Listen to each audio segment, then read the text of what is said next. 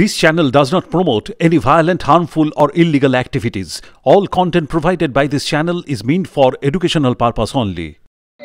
চুরির জন্য মমতা বন্দ্যোপাধ্যায় চুরি করবেন বলে চাকরিগুলো চলে গেছে। বিরাট হাকিম সাহেব এখন বড় বড় জ্ঞান দিচ্ছে যে বিকাশ ভবনের সামনে ধর্ণা করে সুপ্রিম কোর্টের রায়কে পরিবর্তিত করা যায় না। তাহলে প্রথম প্রশ্ন উঠবে যে নেতাজি ইন্ডোর স্টেডিয়ামে মমতা বন্দ্যোপাধ্যায় যেটা করেছিলেন সেটা কোন নাটক ছিল?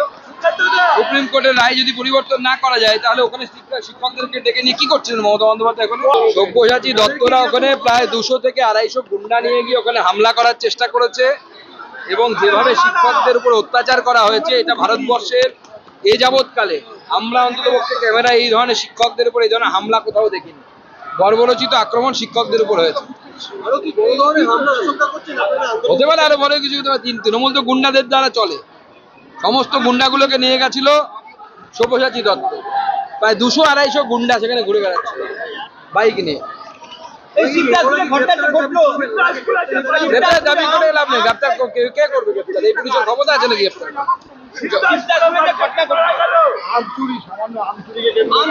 দেখুন, একটা আমচুরিকে কেন্দ্র করে যেভাবে 16-17 বছরের একটি বাচ্চা ছেলেকে পিটিয়ে মারা হয়েছে, এটা মধ্যযুগীয় ট্রিটমেন্ট এবং যারা এর সাথে জড়িত এখনো পর্যন্ত একজন অ্যারেস্ট হয়েছে বলে আমি শুনেছি। একজন মেরেছে না, বহুজন ছিল, তার তদন্ত হওয়া উচিত, প্রত্যেকের উপযুক্ত শাস্তি হওয়া উচিত এবং এর মধ্যে কোনো কমিউনাল অ্যাঙ্গেল লুকিয়ে আছে কিনা সেটাও দেখা উচিত। সেটার প্রমাণ কি বলতে বাকি আছে কোথায়?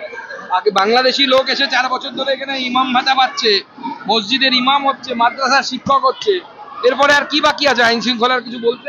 আইন শৃঙ্খলা তো নগ্ন হয়ে গেছে।